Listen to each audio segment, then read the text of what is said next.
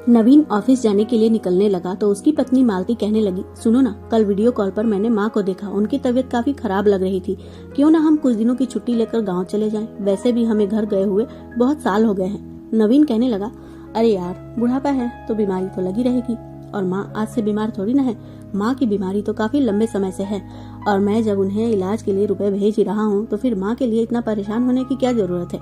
और वैसे भी वो मेरी माँ है, मैं उनका ध्यान रख रहा हूँ। तुम इतना परेशान क्यों हो रही हो? तुम आराम से घर और बच्चे संभालो। मैं मेहनत से काम कर रहा हूँ तो मुझे मेरे काम को मैनेज करने दो। इतना कहकर वह ऑफिस के लिए निकल गया।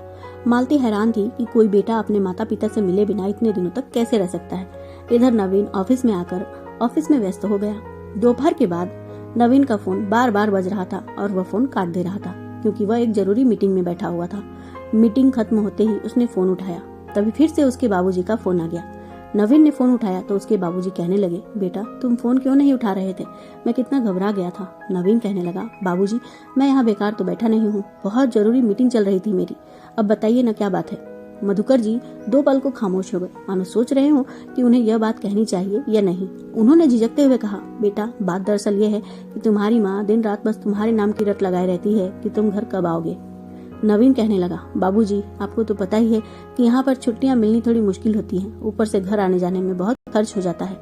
आपको तो पता ही है कि माँ के इलाज में भी बहुत ज्यादा खर्च हो रहा है, तो वहाँ आने से अच्छा है कि मैं रुपए बचाकर आपको ही भेज दूं, आपकी थोड़ी मदद हो जाएगी।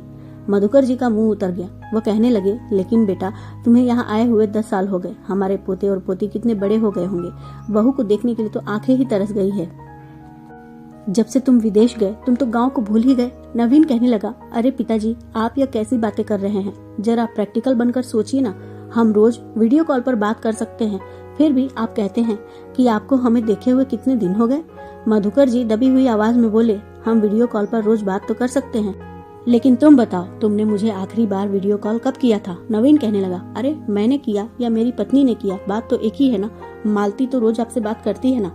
अब मधुकर जी कुछ बोल नहीं पाए, वह खामोश हो गए। तो नवीन कहने लगा, पापा प्रैक्टिकल बनकर सोचिए ना, माँ के इलाज के लिए मैं रुपए भेज रहा हूँ ना, मैं अपना फर्ज तो निभा ही रहा हूँ, फिर भी आपको मुझसे कितनी शिकायतें हैं। अगर मैं रुपए नहीं भेजता तो पता नहीं आप क्या करते। मधुकर जी बेचैन हो उठे। उनकी पत्नी अनुराधा जी बहुत बीमार रहने लगी थी। वह धीरे धीरे बहुत सी बातें भूलने लगी थी। उनका इलाज तो चल रहा था, लेकिन कुछ खास सुधार होता हुआ दिखाई नहीं दे रहा था। वह दिन रात उदास रहती थी क्योंकि उन्हें अपने बच्चों की बहुत याद आती थी। वो उनसे मिलना चाहती थी, उन्हें छूना चाहती थी, लेकिन ऐसा हो पाना संभव नहीं हो रहा था। अब तो इंतजार करते करते उन्होंने भी उम्मीद छोड़ दी थी, और इसीलिए दिन पर दिन उनकी हालत और भी बिगड़ती जा रही थी। मधुकर जी बस इतना ही चाहते थे कि एक बार नवीन अपनी पत्नी और बच्चों के साथ गांव चला आए तो उनकी पत्नी शायद कुछ दिन और जी जाएगी, लेकिन नवीन तो कुछ सुनने के लिए तैयार ही नहीं था। आज मधुकर जी से भी रहा नहीं गया। उन्होंने थोड़ी देर बाद अपना गला साफ करते हुए कहा, एक काम करो बेटा, तुम अब अपनी माँ के इलाज के लिए रुपए भेजना भी बंद कर दो, वह रुपए तुम्हारे काम ही आ जाएंगे। नवीन कहने लगा, ये आप क्या कह रहे हैं बाबूजी? मधुकर जी कहने लगे, हाँ बेटा मैं सच ही कह रहा हूँ, वैसे भी तुम तो आजकल के जमाने के हो ना, तो प्रैक्टिकल बनकर सोचो ना बेटा। अब वो बूढ़ी हो गई है, खाना भी नहीं बना पाती है, सास ससुर नहीं है तो किसी की सेवा भी नहीं करनी इसे, अब बच्चे भी नहीं पालने हैं इसे क्योंकि तुम तो अब बड़े हो गए हो, तो अब वो जीकर क्या करेगी? बाबूजी की बात सुनकर नवीन दंग रह गया और कहने लगा, बाबूजी आप कैसी बातें कर रहे हैं? माँ कोई वस्तु नहीं है जो इस्तेमाल नहीं हो रही है तो हम उसे ऐसे ही छोड़ देंगे, और मेरी तो वह माँ है, आपकी पत्नी है, आप उनके बारे में ऐसा कैसे बोल सकते हैं? मधुकर जी हंसते हुए बोले, क्यों बेटा तुम्हें यह बात बुरी लग गई क्या? लेकिन तुम कर क्या रहे हो? क्या केवल इलाज के पैसे भेज देने से ही तुम्हारे सारे फर्ज पूरे हो जाते हैं? अरे वह दिन रात तुम लोगों को देखने के लिए तरसती रहती है कि मेरे बेटे बहू और पोता पोती कब आएंगे। तुम्हारे बच्चे भी छोटे थे तो उसका मन लगा रहता था, फिर तुम्हें अपने साथ विदेश लेकर चले गए। अब वह भी बड़े हो गए हैं, उन्हें भी अपनी दादी की क्या जरूरत है? बच्चों के मोह में वह दिन रात घुलती जा रही है, वह धीरे धीरे सब भूल रही है, लेकिन उसके होठों पर अपने बच्चों का नाम ही रहता है। इसीलिए मैं तुमसे आग्रह करना चाहता हूँ कि अब ये महंगे इलाज के पैसे भेजना बंद कर दो बेटा, और उसे सब कुछ भूल जाने दो। शायद वह तुम्हें, तुम्हारे बच्चों को, तुम्हारी पत्नी को और मुझे, हम सबको भूल जाए तो उसकी पीड़ा थोड़ी कम हो जाएगी। क्योंकि वह आज भी रोती है ना, तो केवल हम लोगों के लिए ही रोती है। अगर हम लोग ही उसकी स्मृति से दूर हो जाएंगे तो फिर उसे काहे की चिंता होगी। इतना कहकर मधुकर जी फोन पर ही फपक पड़े। आगे उनसे कुछ और बोला नहीं गया, या उनके पास कुछ और कहने के लिए बचा ही नहीं था, इसलिए उन्होंने चुपचाप फोन काट दिया। उधर से नवीन फिर से उन्हें फोन लगाने लगा, लेकिन मधुकर जी ने फोन नहीं उठाया।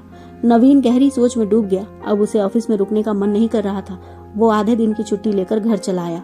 उसकी पत्नी मालती उसे असमय घर आए हुए देखकर आश्चर्यचकित थी। वो उसके पास आई और कहने लगी, क्या बात है, माँ की तबीयत तो ठीक है ना? आप बहुत उदास लग रहे हैं। नवीन उसके गले से लगकर सिसक उठा और कहने लगा, तुम ठीक कहती थी, मुझे एक बार जाकर माँ से मिल लेना चाहिए। मैं माँ का महंगे से महंगा इलाज तो करवा रहा हूँ, लेकिन माँ को जो चाहिए वह नहीं दे पा रहा हूँ। माँ तो बस हमसे मिलना चाहती है, हमारे साथ समय बिताना चाहती है, लेकिन मेरे पास वक्त नहीं, बस पैसे हैं। अरे मैं आज इतनी तरक्की करके बैठा हूँ और बस रुपए दिए जा रहा हूँ। अगर माँ भी मेरे बचपन में मुझे अकेला छोड़ देती और खुद रुपए कमाने के लिए निकल जाती तो क्या मेरा बचपन माँ के प्यार के लिए तड़पता हुआ नहीं रह जाता? मैं अपनी माँ के त्याग का बदला किसी जन्म में नहीं चुका सकता।